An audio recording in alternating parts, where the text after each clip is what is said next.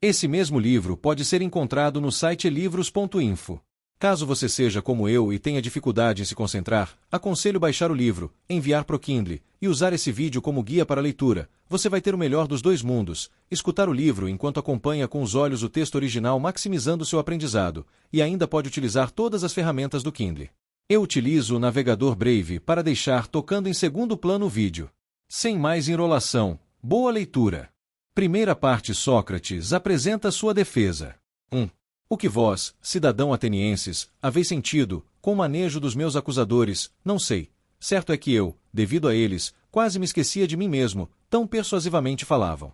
Contudo, não disseram, eu afirmo, nada de verdadeiro. Mas, entre as muitas mentiras que divulgaram, uma, acima de todas, eu admiro, aquela pela qual disseram que deveis ter cuidado para não ser desenganados por mim, como homem hábil no falar. Mas, então, não se envergonham disto, de que logo seriam desmentidos por mim, com fatos, quando eu me apresentasse diante de vós, de nenhum modo hábil orador?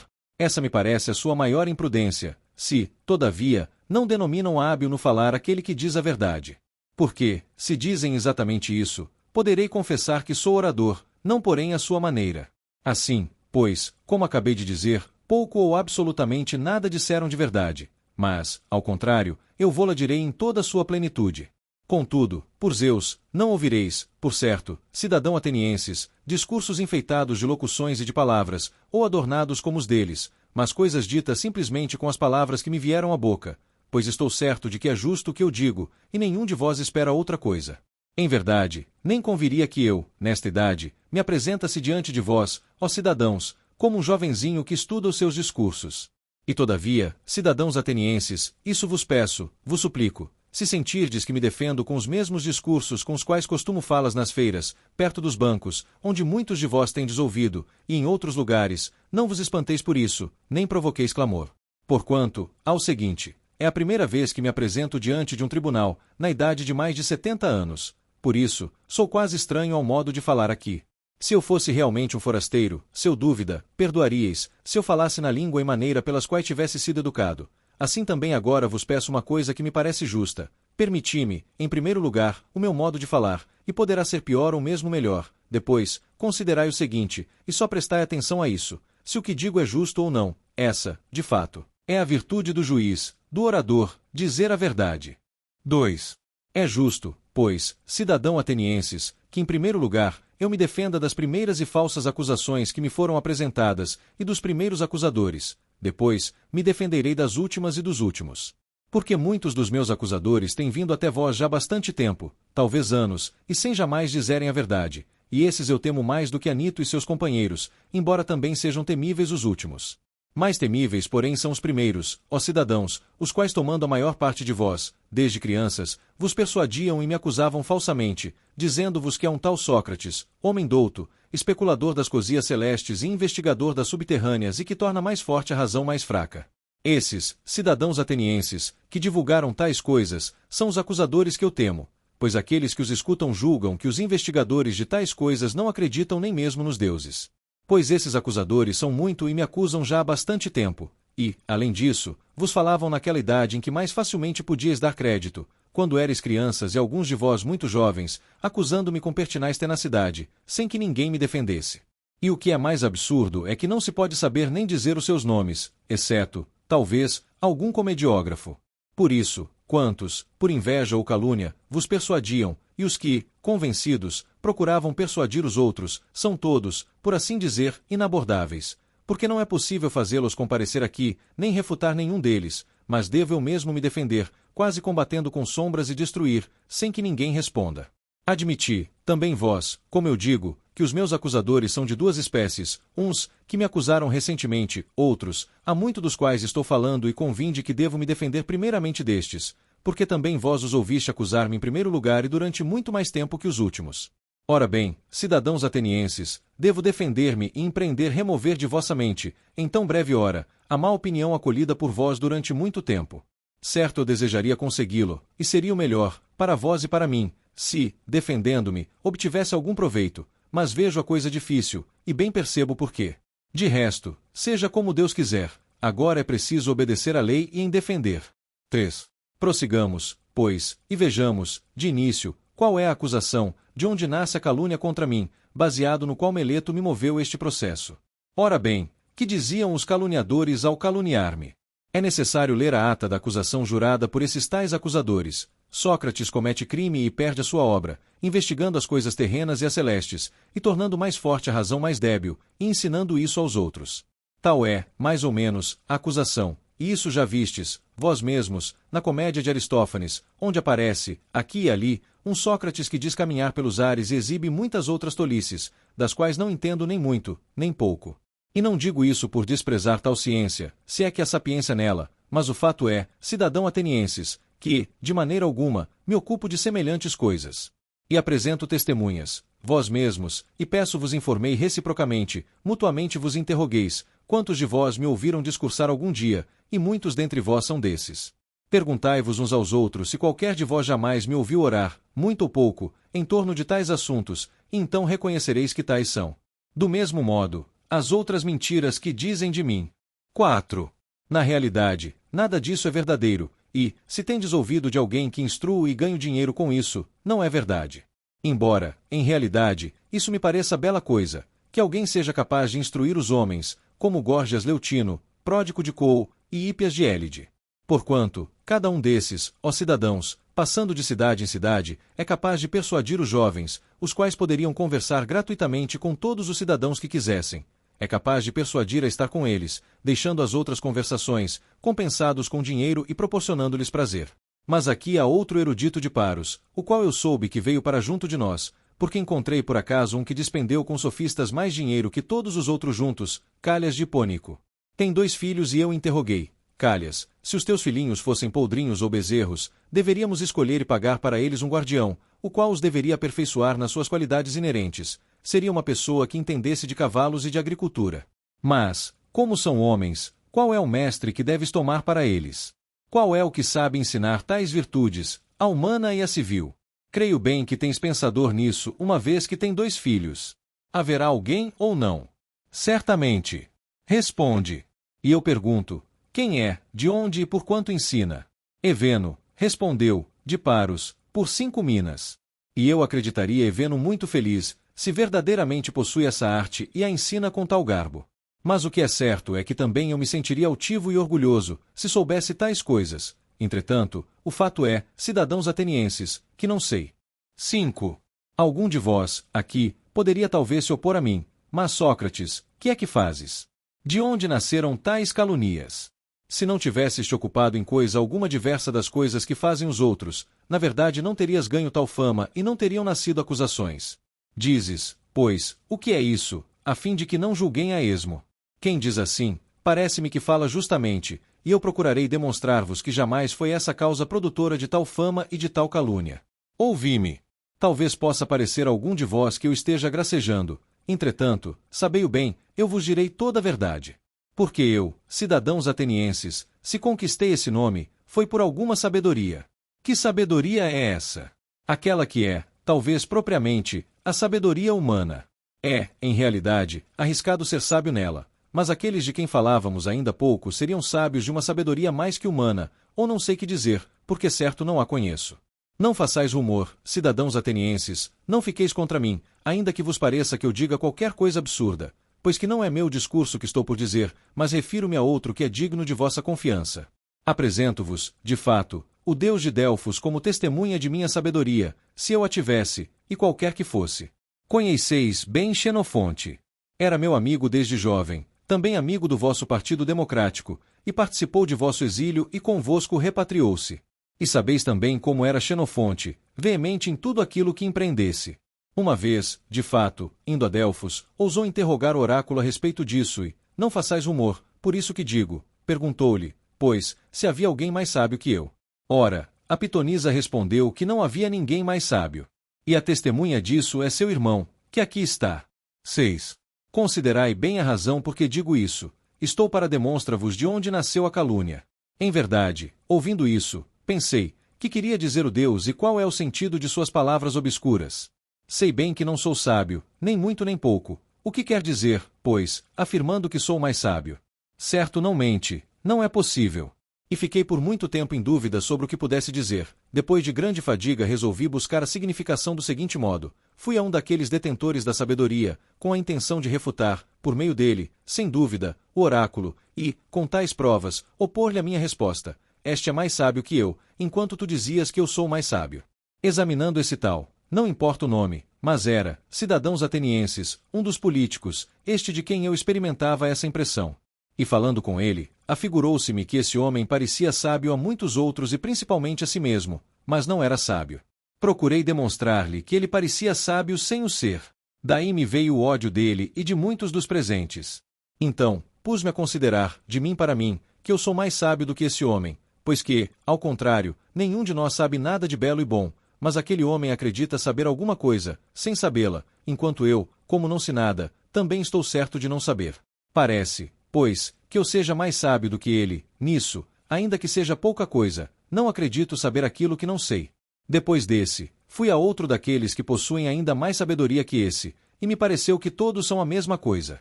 Daí veio o ódio também deste e de muitos outros. 7. Depois prossegui se mais me deter.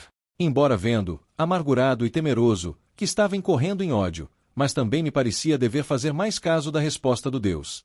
Para procurar, pois o que queria dizer o oráculo, eu devia ir a todos aqueles que diziam saber qualquer coisa. E então, cidadãos atenienses, já que é preciso dizer a verdade, me aconteceu o seguinte: procurando o segundo dedo do Deus, pareceu-me que os mais estimados eram quase privados do melhor, e que, ao contrário, os outros, reputados ineptos, eram homens mais capazes, quando a sabedoria. Ora, é preciso que eu vos descreva os meus passos, como de quem se cansava para que o oráculo se tornasse acessível a mim. Depois dos políticos, fui aos poetas trágicos, e, dos ditirâmbicos fui aos outros, convencido de que, entre esses, eu seria de fato apanhado como mais ignorante do que eles. Tomando, pois, os seus poemas, dentre os que me pareciam os mais bem feitos, eu lhes perguntava o que queriam dizer, para aprender também alguma coisa com eles. Agora, ó cidadãos, eu me envergonho de vos dizer a verdade, mas também devo manifestá-la. Pois que estou para afirmar que todos os presentes teriam discorrido sobre tais versos quase melhor do que aqueles que os haviam feito. Em poucas palavras direi ainda, em relação aos trágicos, que não faziam por sabedoria aquilo que faziam, mas por certa natural inclinação e intuição, assim como os adivinhos e os vates, e em verdade, embora digam muitas e belas coisas, não sabem nada daquilo que dizem. O mesmo me parece acontecer com os outros poetas, e também me recordo de que eles, por causa das suas poesias, acreditavam-se homens sapientíssimos ainda em outras coisas, nas quais não eram. Por essa razão, pois, andei pensando que, nisso eu o superava, pela mesma razão que superava os políticos. 8. Por fim, também fui aos artífices, porque estava persuadido de que por assim dizer nada sabiam, e, ao contrário, tenho que dizer que os achei instruídos em muitas e belas coisas. Em verdade, nisso me enganei, eles, de fato, sabiam aquilo que eu não sabia e eram muito mais sábios do que eu.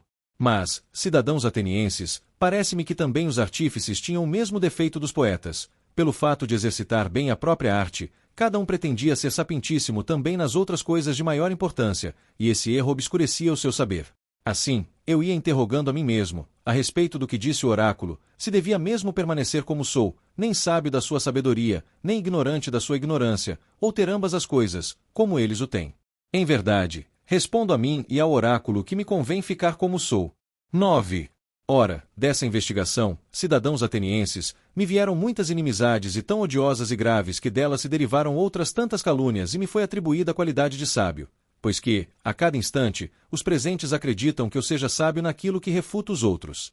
Do contrário, ó cidadãos, o Deus é que poderia ser sábio de verdade, ao dizer, no oráculo, que a sabedoria humana é de pouco ou nenhum preço, e parece que não tenha querido dizer isso de Sócrates, mas que se tenha servido do meu nome, tomando-me por exemplo, como se dissesse: aqueles dentre vós, ó homens, são sapientíssimos os que, como Sócrates, tenham reconhecido que em realidade não tem nenhum mérito quanto à sabedoria.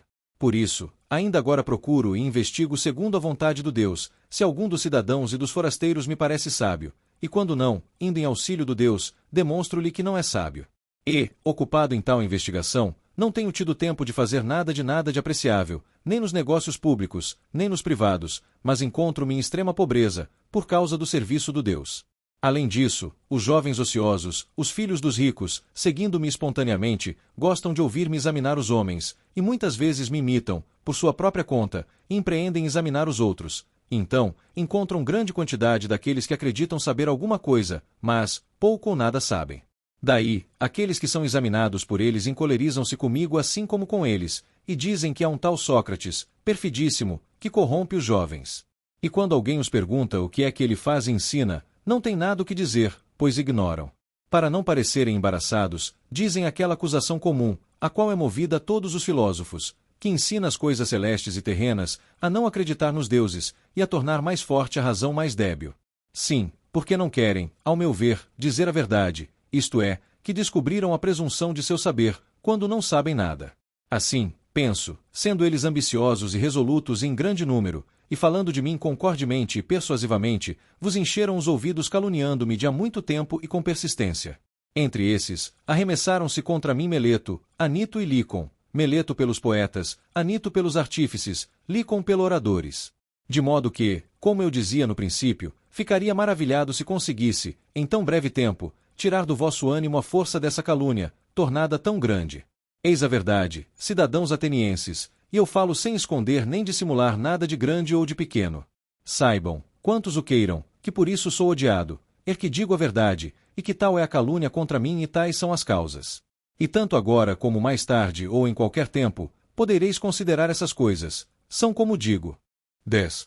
É suficiente, pois, esta minha defesa diante de vós, contra a acusação movida a mim pelos primeiros acusadores. Agora procurarei defender-me de Meleto, homem de bem e amante da pátria, como dizem, e um dos últimos acusadores. Voltemos, portanto, ao ato de acusação, jurado por ele, como por outros acusadores. É mais ou menos assim: Sócrates, diz a acusação, comete crime corrompendo os jovens e não considerando como deuses os deuses que a cidade considera, porém outras divindades novas. Esta é a acusação. Examinemo-la agora, em todos os seus vários pontos. Diz, primeiro, que cometo crime, corrompendo os jovens. Ao contrário, eu digo, cidadãos atenienses, Meleto é quem comete crime, porque brinca com as coisas graves, conduzindo com facilidade os homens ao tribunal, aparentando ter cuidado e interesse por coisas em que de fato nunca pensou. Procurarei mostrar-vos que é bem assim. 11. Agora, dize-me, Meleto, não é verdade que te importa bastante que os jovens se tornem cada vez melhores, tanto quanto possível? Sim, é certo. Vamos, pois, dize-lhes quem os torna melhores. É claro que tu deves saber, sendo coisa que te preocupa, tendo de fato encontrado quem os corrompe, como afirmas, uma vez que me trouxeste aqui e me acusa. Continua, fala e indica-lhes quem os torna melhores. Vê, Meleto, calas e não sabes o que dizer. E, ao contrário, não te parece vergonhoso e suficiente prova do que justamente eu digo, que nunca pensaste em nada disso. Mas, dizes, homem, de bem, quem os torna melhores? As leis. Mas não pergunto isso, ótimo homem, mas qual o homem que sabe, em primeiro lugar, isso exatamente, as leis? Aqueles, Sócrates, os juízes. Como, Meleto, esses são capazes de educar os jovens e os tornar melhores? Como não? Todos, ou alguns apenas, outros não? Todos.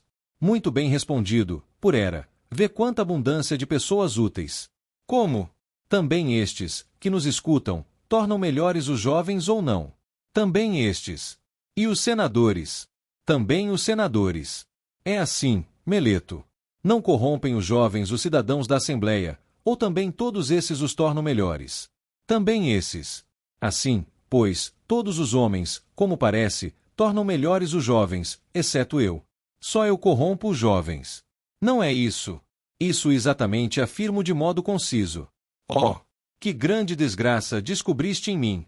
E responde-me, será assim também para os cavalos? Que aqueles que os tornam melhores são todos homens e que só um os corrompe?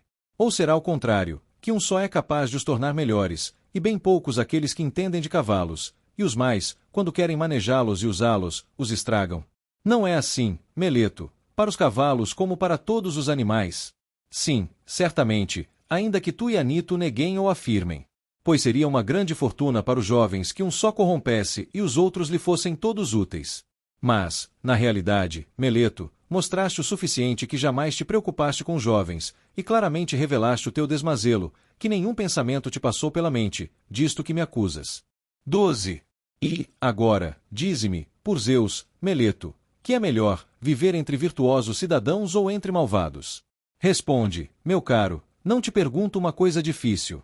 Não fazem os malvados alguma maldade aos que são seus vizinhos, e alguns benefícios os bons? Certamente.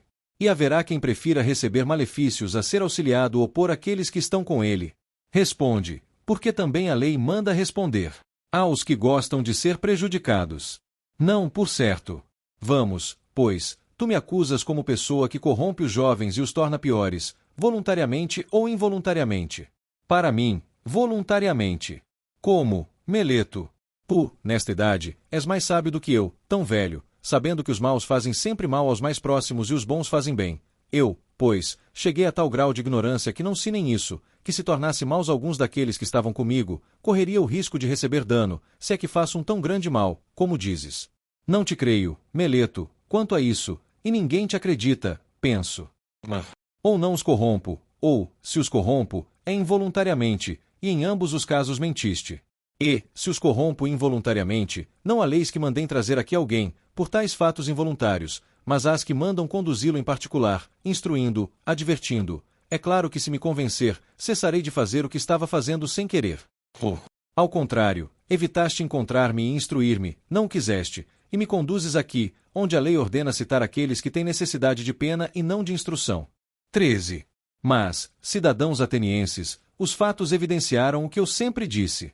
Jamais Meleto prestou atenção a tais coisas, nem muita, nem pouca. Todavia, explica, Meleto, o que significa a tua expressão, dizendo corrompo os jovens. É claro, segundo a acusação escrita por ti mesmo, que ensino a não respeitar os deuses que a cidade respeita, porém, outras divindades novas.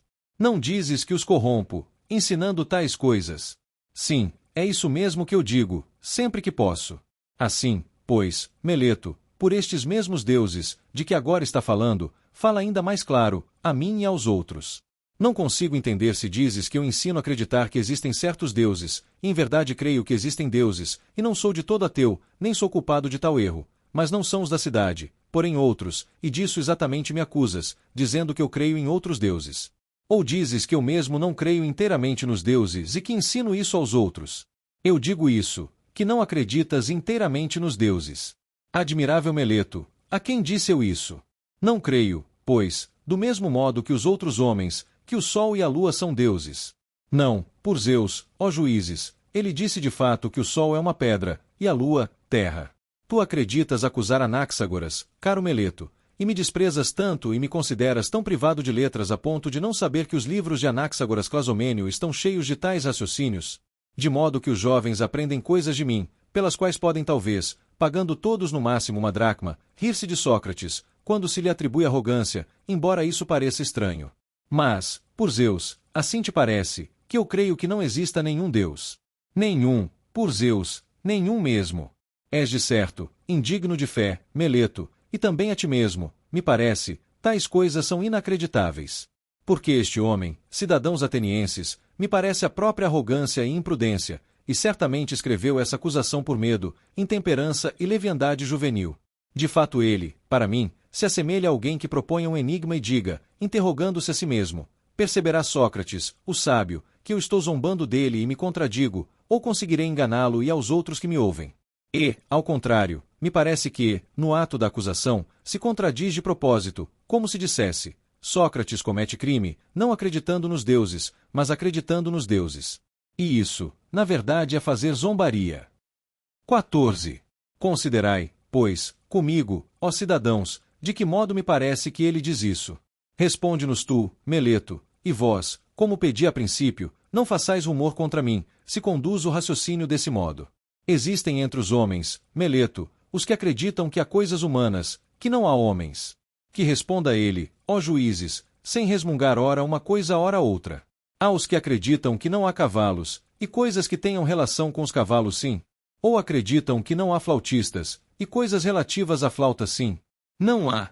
Ótimo homem, se não queres responder, digo eu, aqui, a ti e aos outros presentes. Mas, ao menos, responde a isto. Há quem acredite que há coisas demoníacas, e demônios não? Não há. Oh! Como estou contente que tenhas respondido de má vontade, constrangido por outros. Tu dizes, pois, que eu creio e ensino coisas demoníacas, sejam novas, sejam velhas. Portanto, segundo teu raciocínio, eu creio que há coisas demoníacas e o juraste na tua acusação. Ora, se creio que há coisas demoníacas, certo é absolutamente necessário que eu creia também na existência dos demônios. Não é assim? Assim é, estou certo de que o admites, porque não respondes. E não temo em apreço os demônios como deuses ou filho de deuses. Sim, ou não? Sim, é certo. Se, pois, creio na existência dos demônios, como dizes, se os demônios são uma espécie de deuses, isso seria propor que não acredito nos deuses, e depois, que, ao contrário, creio nos deuses, porque ao menos creio na existência dos demônios. Se, por outra parte, os demônios são filhos bastardos dos deuses com as ninfas, ou outras mulheres, das quais somente se dizem nascidos, quem jamais poderia ter a certeza de que são filhos dos deuses se não existem deuses? Seria de fato do mesmo modo absurdo que alguém acreditasse nas mulas, filas de cavalos e das jumentas, e acreditasse em não existirem cavalos e asnos. Mas, Meleto, tua acusação foi feita para me pôr à prova, ou também por não saber a verdadeira culpa que me pudesses atribuir. Por quê, pois, te arriscas a persuadir um homem, mesmo de mente restrita, de que pode a mesma pessoa acreditar na existência das coisas demoníacas e divinas, e, de outro lado, essa pessoa não admitir demônios, nem deuses, nem heróis? Isso não é possível. 15. Em realidade, cidadãos atenienses, para demonstrar que não sou réu, segundo a acusação de Meleto, não me parece ser necessária longa defesa, mas isso basta. Aquilo, pois, que eu dizia no princípio, que há muito ódio contra mim, e muito acumulado, bem sabeis que é verdade. E isso é o que me vai perder, se eu me perder, e não Meleto, ou Anito, mas a calúnia e a insídia do povo. Pela mesma razão se perderam muitos outros homens virtuosos, e outros ainda, creio, serão perdidos. Não há perigo que a série se feche comigo. Mas talvez pudesse alguém dizer, não te envergonhas, Sócrates, de te aplicardes a tais ocupações, pelas quais agora está arriscado a morrer? A isso, porei justo raciocínio, e é o seguinte, não estás falando bem, meu caro, se acreditas que um homem, de qualquer utilidade, por menor que seja, deve fazer caso dos riscos de viver ou morrer, e, ao contrário, só deve considerar uma coisa. Quando fizer o que quer que seja, deve considerar se faz coisa justa ou injusta, se está agindo como homem virtuoso ou desonesto. Porquanto, segundo a tua opinião, seriam desprezíveis todos aqueles semideuses que morreram em Troia. E, com eles, o filho de Tétis, o qual, para não sobreviver à vergonha, desprezou de tal modo o perigo que, desejoso de matar Heitor, não deu ouvido à predição de sua mãe, que era uma deusa, e a qual lhe deve ter dito mais ou menos isto: Filho, se vingares a morte de teu amigo Patroclo e matares Heitor, tu mesmo morrerás, porque, imediatamente depois de Heitor, o teu destino estará terminado. Ouviu tais palavras, não fez nenhum caso da morte e dos perigos, e, temendo muito mais o viver ignóbil e não vingar os amigos, disse: Morra eu imediatamente depois de ter punido o culpado, para que não permaneça aqui como objeto de riso, junto das minhas naus recurvas inútil fardo da terra. Creis que tenha feito caso dos perigos e da morte? Porque em verdade assim é, cidadãos atenienses, onde quer que alguém tenha colocado, reputando melhor posto, ou se for ali colocado pelo comandante, tem necessidade, a meu ver, de ir firme ao encontro dos perigos, sem se importar com a morte ou com coisa alguma, a não ser com as torpezas. 16. Gravíssimo erro deveria considerar, cidadãos atenienses, quando os comandantes, por vós eleitos para me dirigirem, me assinalaram um posto em Potideia, em Anfípolo, em Délio, não ter ficado eu onde me colocaram como qualquer outro e correndo perigo de morte. Quando, pois, o Deus me ordenava, como penso e estou convencido, que eu devia viver filosofando e examinando a mim mesmo e aos outros, então eu, se temendo a morte ou qualquer outra coisa, tivesse abandonado meu posto, isso seria deveras intolerável. Nesse caso, com razão, alguém poderia conduzir-me ao tribunal e acusar-me de não acreditar na existência dos deuses, desobedecendo ao oráculo, e temendo a morte, e reputando-me sábio sem o ser. Pois que, ó cidadãos, o temer a morte não é outra coisa que parecer ter sabedoria, não tendo. É de fato parecer saber o que não se sabe. Ninguém sabe, na verdade, se por acaso a morte não é o maior de todos os bens para o homem, e entretanto todos a temem, como se soubessem, com certeza, que é o maior dos males. E o que é senão ignorância, de todas a mais reprovável, acreditar saber aquilo que não se sabe? Eu, por mim, ó cidadãos, talvez nisso seja diferente da maior parte dos homens, eu diria isto: não sabendo bastante das coisas do Hades, delas não fugirei.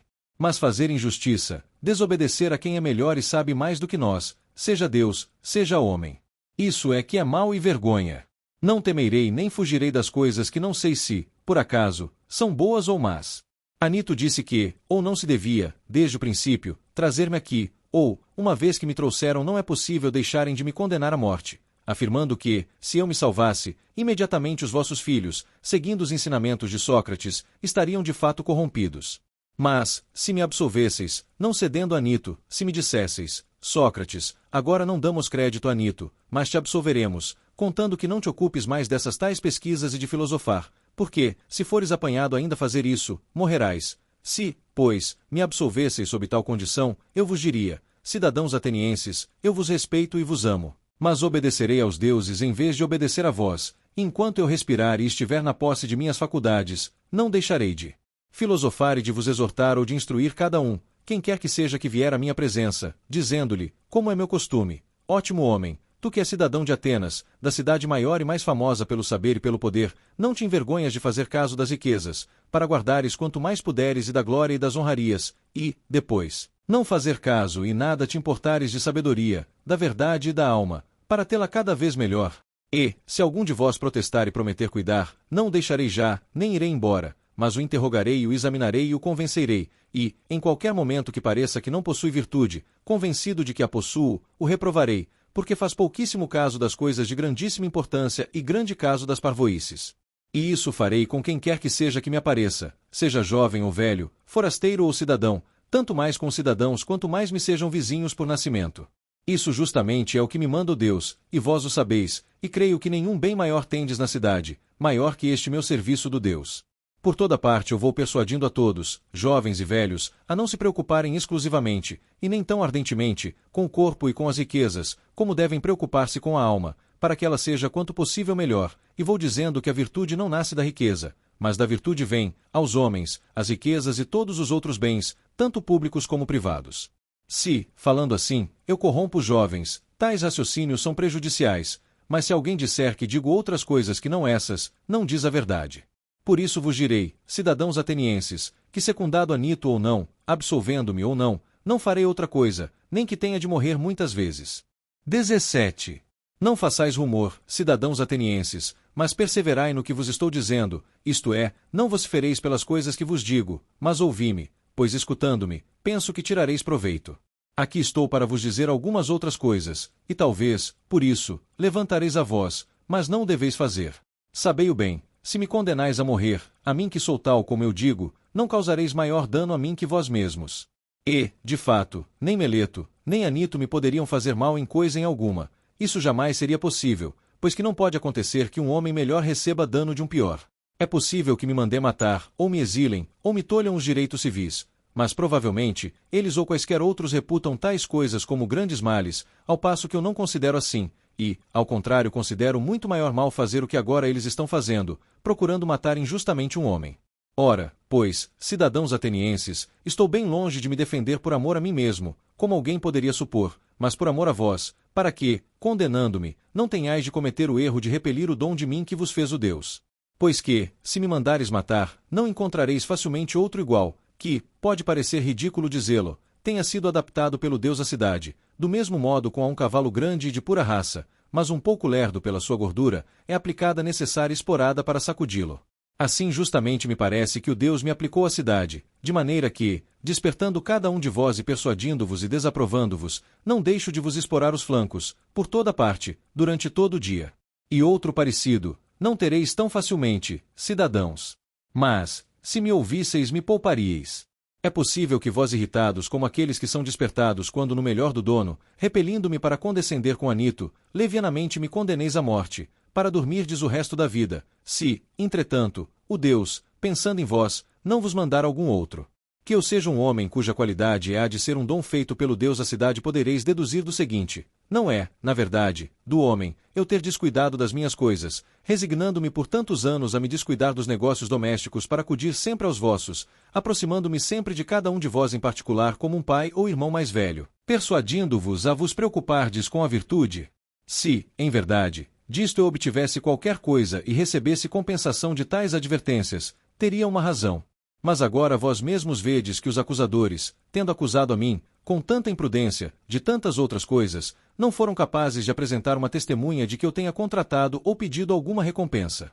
Pois bem, apresento um testemunho suficiente do que digo, a minha pobreza. 18. Mas, poderia talvez parecer estranho que eu, andando daqui para lá, me cansasse dando em particular esses conselhos, e depois, em público, não ousasse, subindo diante do vosso povo aconselhar a cidade. A causa disso é a que em várias circunstâncias, eu vos disse muitas vezes, a mim me acontece qualquer coisa de divino e demoníaco. Isso justamente Meleto escreveu também no ato da acusação, zombando de mim. E tal fato começou comigo em criança. Ouço uma voz, e toda vez que isso acontece ela me desvia do que estou a pique de fazer, mas nunca me leva à ação. Ora, é isso que me impede de me ocupar dos negócios do Estado. E até me parece que muito a propósito me impede, porquanto, sabei-o bem, cidadãos atenienses, se eu, há muito tempo, tivesse empreendido ocupar-me com os negócios do Estado há muito tempo já estaria morto, e não teria sido útil em nada, nem a vós, nem a mim mesmo. E não vos encolerizeis comigo, porque digo a verdade, não há nenhum homem que se salve, se quer opor-se, com franqueza, a vós ou a qualquer outro povo, e impedir que muitos atos contrários à justiça e às leis se pratiquem na cidade. E não há outro caminho. Quem combate verdadeiramente pelo que é justo, se quer ser salvo por algum tempo, deve viver a vida privada, nunca meter-se nos negócios públicos. Disso vos poderei dar grandes provas, não palavras, mas o que prezei, fatos. Ouvi, pois, de minha boca, o que me aconteceu, para que não saibais que não há ninguém a quem eu tenha feito concessões com desprezo da justiça e por medo da morte, e que, ao mesmo tempo, por essa recusa de toda concessão deverei morrer. Dir-vos-ei talvez coisas comuns e pedantescas, mas verdadeiras. De fato, cidadãos atenienses, não tenho mais nenhum cargo público na cidade, mas fui senador, e a nossa antiquoida coube por sorte a Pritânia, quando quisestes que aqueles 10 estrategistas, que não haviam recolhidos os mortos e os náufragos da batalha naval, fossem julgados coletivamente, contra a lei, no que todos vós conviestes. Então somente eu, dos pritanos, me opus a vós, não querendo agir em oposição à lei, e votei contra. E, embora os oradores estivessem prontos a me acusar e me prender, e vós os encorajasseis vociferando, mesmo assim, achei que me convinha mais correr perigo com a lei e com o que era justo, do que, por medo do cárcere e da morte, estar convosco, vós que deliberáveis o injusto. Isso acontecia quando a cidade era ainda governada pela democracia. Quando veio a oligarquia, os 30, novamente tendo me chamado, em quinto lugar, ao tolo, orderam-me que fosse a Salamina buscar o leão Salamínio, para que fosse morte. Muitos fatos desse gênero tinham sido ordenados a muitos outros, com o fim de cobrir de infâmia quanto pudessem. Também naquele momento, não com palavras mas com fatos, demonstrei de novo que a morte não me importava, ou me importava menos que um figo, eu diria se não fosse indelicado dizê-lo. Mas não fazer nada de injusto e de ímpio isso sim, me importa acima de tudo. Pois aquele governo, embora tão violento, não me intimidou, para que fizesse alguma injustiça. Mas quando saímos de Tolo, os outros 4 foram a Salaminas e trouxeram leão, e eu, ao contrário, afastei-me deles e fui para casa. Naquela ocasião, eu teria sido morto, se o governo não fosse derrubado pouco depois. E disso tendes testemunhas em grande número. 19. Ora, julgais que eu teria vivido tantos anos, se me tivesse aplicado aos negócios públicos, e procedendo como homem de bem, tivesse defendido as coisas justas, e, como deve ser, tivesse dado a isso maior importância. Muito longe disso, cidadãos atenienses, na verdade, também nenhum outro se teria salvo. Eu, porém, durante toda a minha vida, se fiz alguma coisa, em público ou em particular, vos apareço sempre o mesmo, não tendo jamais concedido coisa alguma contra a justiça nem aos outros nem a algum daqueles que meus caluniadores chamam de meus discípulos. Mas nunca fui mestre de ninguém, pois, alguém mostrou desejoso da minha presença quando eu falava, e acudiam à minha procura jovens e velhos, nunca me recusei a ninguém. Nunca, ao menos, falei de dinheiro, mas igualmente me presto a me interrogar os ricos e os pobres, quando alguém, respondendo, quer ouvir o que digo. E se algum deles se torna melhor, ou não se torna, não posso ser responsável, pois que não prometi, nem dei, nesse sentido, nenhum ensinamento. E, se alguém afirmar que aprendeu ou ouviu de mim, em particular, qualquer coisa de diverso do que disse a todos os outros, sabei bem que não diz a verdade. 20. Entretanto, como pode acontecer que alguns se comprazam em passar muito tempo comigo?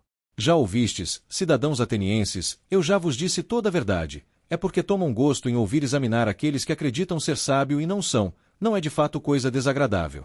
E, como disse, foi o Deus que me ordenou a fazê-lo, com oráculos, com sonhos e com outros meios, pelos quais algumas vezes a divina vontade ordena a um homem que faça o que quer que seja. Tudo isso, cidadãos atenienses, é verdade e fácil de provar. Com efeito, suponhamos que, entre os jovens, há alguns que estou corrompendo e outros que já corrompi. Seria aparentemente inevitável que alguns destes, quando tiveram mais idade, compreendessem que eu lhes tinha alguma vez aconselhado uma ação má, e hoje deveriam estar aqui para me acusar e vingar-se de mim. Suponhamos ainda que eles não teriam querido vir pessoalmente. Mesmo assim, alguns de seus parentes, pais, irmãos ou pessoas de família, se algum dia receberam danos de minha parte, agora deveriam recordar e tirar vingança. Mas eis que vejo aqui presentes muitos desses. Primeiro Criton, meu coevo e do mesmo Demos, pai de Critóbulo. Depois Lisânias Fécio, pai de Epígenes, além destes outros cujos irmãos estiveram comigo na intimidade, Nicostrato, filho de Teosóides e irmão de Teodoto, e Teodoto, que já é falecido, não poderia impedir Nicostrato de falar contra mim. E há ainda, Parálo de Demócodo, irmão de Teageto, do qual é irmão Platão, e há Antádoro, de que é irmão Apolodoro. E muitos outros eu poderia citar, alguns dos quais especialmente deveriam ter sido apresentados por Meleto como testemunhas, no seu discurso. Mas, se agora se esquivam, aos presentes aqui eu lhes permito dizerem se há qualquer coisa dessa natureza. Mas vós, ó juízes, sois de parecer contrário, achareis que todos estão prontos a me ajudar.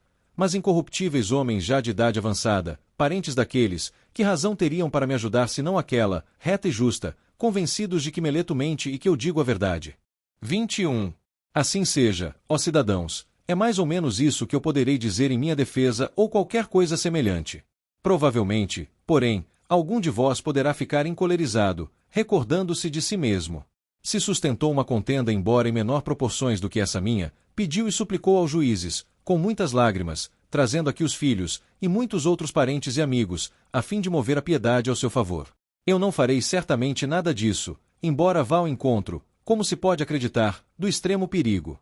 É possível que qualquer um, considerando isso, pudesse irritar-se contra mim, e, encolerizado por isso mesmo, desse o voto com ira. Se, de fato, algum de vós está em tal estado de alma, a mim me parece que poderei dizer o seguinte: também eu, meu caro, tenho uma família, e bem posso, como em Homero, dizer que não nasci, de um carvalho nem de um rochedo, pois eu também tenho parentes e filhinhos, ó cidadãos atenienses, 3, um já jovenzinho e 2 meninas, mas contudo, não farei vir aqui nenhum deles para vos rogar a minha absolvição. Por que razão não farei nada disso? Não é por soberbia, ó atenienses, nem por desprezo que eu tenha por vós, mas que eu seja corajoso ao menos defronte à morte, isto é outra coisa. Tratando-se de honra, não me parece belo, nem para mim nem para vós, pata toda a cidade, que eu faça tal, na idade em que estou, e com este nome de sábio que me dão, seja ele merecido ou não. O fato é que me foi criada a fama de ser este Sócrates em quem há alguma coisa pela qual se torna superior à maioria dos homens. Ora, se aqueles que entre nós têm a reputação de ser superiores aos demais, pela sabedoria, pela coragem, ou por qualquer outro mérito procedessem de tal modo, seria bem feito. Frequentemente já notei essa atitude, quando são elas julgadas, em pessoas que, malgrado a reputação de homens de valor que têm, se entregam a extraordinárias manifestações, inspiradas pela ideia de que será coisa terrível ter de morrer, como se, no caso em que vós não mandasseis a morte, devessem eles ser imortais. São esses homens que, a meu ver, cobrem a cidade de vergonha, e que poderiam suscitar entre os estrangeiros a convicção de aqueles que os próprios atenienses escolheram, de preferência, para serem os seus magistrados e para as demais dignidades, não se diferenciem das mulheres. É um procedimento, atenienses, que não deverá ser o vosso, quando possuirdes reputação em qualquer gênero de valor que seja, e que não deveis permitir seja o meu, caso eu tenha alguma reputação, pois o que deveis fazer é justamente que se compreenda isto, que aquele que se apresenta no tribunal representando estes dramas lamentáveis será mais certamente condenado por vós do que o que permanece tranquilo. 22. Mas mesmo não fazendo caso da reputação, ó cidadãos, não me parece também justo suplicar aos juízes e evitar a condenação com rogos, mas iluminá-los e persuadi-los. Que o juiz não ceda já por isso, não dispense sentença a favor, mas a pronuncie retamente e jure condescender com quem lhe agrada, mas proceder segundo as leis. Por isso, nem nós devemos habituar-vos a proceder contra o vosso juramento, nem vós deveis permitir que nos habituemos a fazê-lo. Não espereis, cidadãos atenienses, que eu seja constrangido a fazer, diante de vós, coisas tais que não considero nem belas, nem justas, nem santas, especialmente agora, por Zeus, que sou acusado de impiedade por Meleto. É evidente que, se com todo o vosso juramento, eu vos persuadisse e com palavras vos forçasse, eu vos ensinaria a considerar que não existem deuses, e assim, enquanto me defendo, em realidade me acusaria, só pelo fato de não crer nos deuses. Mas a coisa está bem longe de ser assim, Porquanto, cidadãos atenienses, creio neles, como nenhum dos meus acusadores, e encarrego a vós e ao Deus de julgar a mim, do modo que puder ser o melhor para mim e para vós. Segunda parte. Sócrates é condenado e sugere sua sentença. 23. A minha impassibilidade, cidadãos atenienses. Diante da minha condenação, entre muitas razões, deriva também desta: eu contava com isto, e até, antes me espanto do número dos dois partidos.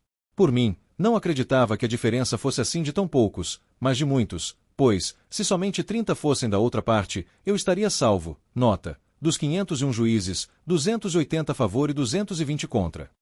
De Meleto, ao contrário, estou livre, me parece ainda, e isso é evidente a todos. Se Anito e Lícon não viessem aqui acusar-me, Meleto teria sido multado em 1000 dracmas, não tendo obtido o quinto dos votos. 24.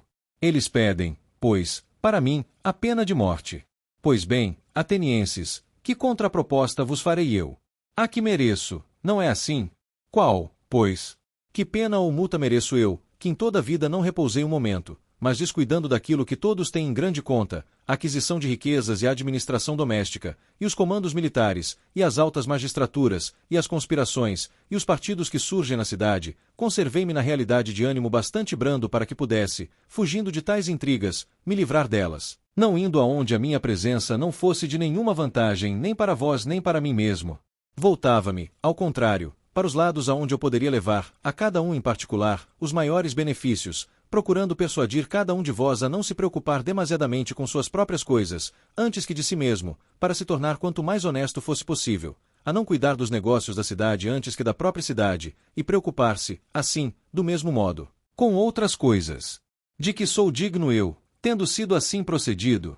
De um bem, cidadãos atenienses, se devo fazer uma proposta conforme o mérito, e um bem tal que me possa convir, e que convenha a um pobre benemérito que tem necessidade de estar em paz, para vos exortar ao caminho reto. Não há coisa que melhor convenha, cidadãos atenienses, que nutrir um tal homem a expensas do Estado, no Pritaneu, merece o bem mais que um de vós que tenha sido vencedor nos Jogos Olímpicos, na corrida de cavalos, de bigas ou quadrigas. Esse homem, porém, faça com que o sejais. Ele, homem rico, não tem necessidade de que se cuide de sua subsistência, mas eu tenho necessidade. Portanto, se devo fazer uma proposta segundo a justiça, eis o que indico para mim: ser, a expensas do Estado, nutrido no Pritaneu. 25. Ao contrário, talvez vos pareça que eu, ainda falando disso, o faça com arrogância, pouco mais ou menos como quando falava da consideração e dos rogos. Mas não é assim, cidadãos atenienses, antes é deste modo. Estou persuadido de que não ofendo ninguém por minha vontade, mas não vos posso persuadir também disto, porque o tempo em que estamos raciocinando juntos é brevíssimo, e eu creio que, se as vossas leis, como as de outros povos, não decidissem um juízo capital em um dia, mas em muitos, vos persuadiria. Ora, não é fácil, em pouco tempo, destruir grandes calúnias. Estando, pois, convencido de não ter feito injustiça a ninguém, estou bem longe de fazê-la, a mim mesmo e dizer em meu dano, que mereço um mal, e me assinalaram de tal sorte. Que devo temer? É possível que eu não tenha de sofrer a pena que me assinala Meleto e que eu digo ignorar se será um bem ou mal. E, ao contrário disso, deverei escolher uma daquelas que sei bem ser um mal, e propor-me essa pena? O cárcere. E por que devo viver no cárcere, escravo do magistrado que o preside, escravo dos 11? Ou uma multa, ficando amarrado, quanto não acabe de pagá-la? Seria, pois, o exílio que deveria propor como pena para mim? É possível que vós me indiquei essa pena. Eu teria verdadeiramente um amor excessivo à vida se fosse refletido ao ponto de não ser capaz de refletir nisso. Vós que sois meus concidadãos acabastes por não achar meios de suportar meus sermões. Estes se tornaram para vós um fardo bastante pesado e detestável para que procurei hoje livrar-vos. Serão os meus sermões mais fáceis de suportar para os outros? Muito longe disso, atenienses. Bela vida, em verdade, seria minha, nesta idade, viver fora da pátria, passando de uma cidade a outra, expulso em degredo. Sei bem que onde quer que eu vá, os jovens ouvirão os meus discursos como aqui. Se eu os repelir, eles mesmos me mandarão embora, convencendo os velhos a fazê-lo. E se não os repelir, os seus pais e parentes me mandarão embora igualmente, com qualquer pretexto. 26. Ora, é possível que alguém pergunte: Sócrates, não poderias tu viver longe da pária, calado e em paz? Eis justamente o que é mais difícil fazer aceitar alguns dentre vós. Se digo que seria desobedecer ao Deus e que, por essa razão, eu não poderia ficar tranquilo, não me acreditaríeis, supondo que tal afirmação é, de minha parte, uma fingida candura. Se, ao contrário, digo que o maior bem para um homem é justamente este, falar todos os dias sobre a virtude e os outros argumentos sobre os quais me ouvistes raciocinar, examinando a mim mesmo e aos outros, e, que uma vida sem esse exame não é digna de ser vivida, ainda menos me acreditaríeis, ouvindo-me dizer tais coisas. Entretanto, é assim, como digo, ó cidadãos, mas não é fácil torná-lo persuasivo. E, por outro lado, não estou habituado a acreditar-me digno de nenhum mal. De fato, se tivesse dinheiro, me multaria em uma soma que pudesse pagar, porque não teria prejuízo algum, mas o fato é que não tenho. Só se quiserdes multar-me em tanto quanto eu possa pagar. Talvez eu vos pudesse pagar uma mina de prata. Multou-me, pois em tanto. Mas Platão, cidadãos atenienses, Críton, Cristóbulo e Apolodoro me obrigam a multar-me em 30 minas, e oferecem fiança. Multo-me, pois, em tanto, e eles vos serão fiadores dignos de crédito. Terceira parte. Sócrates se despede do tribunal. 27. Por não terdes querido esperar um pouco mais de tempo, atenienses, ireis obter, da parte dos que desejam lançar o opróbio sobre a nossa cidade, a fama e a acusação de haverdes sido os assassinos de um sábio, de Sócrates.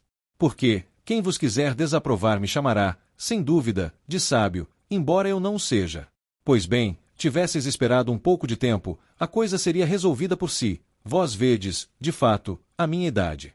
E digo isso não a vós todos, mas àqueles que me condenaram à morte.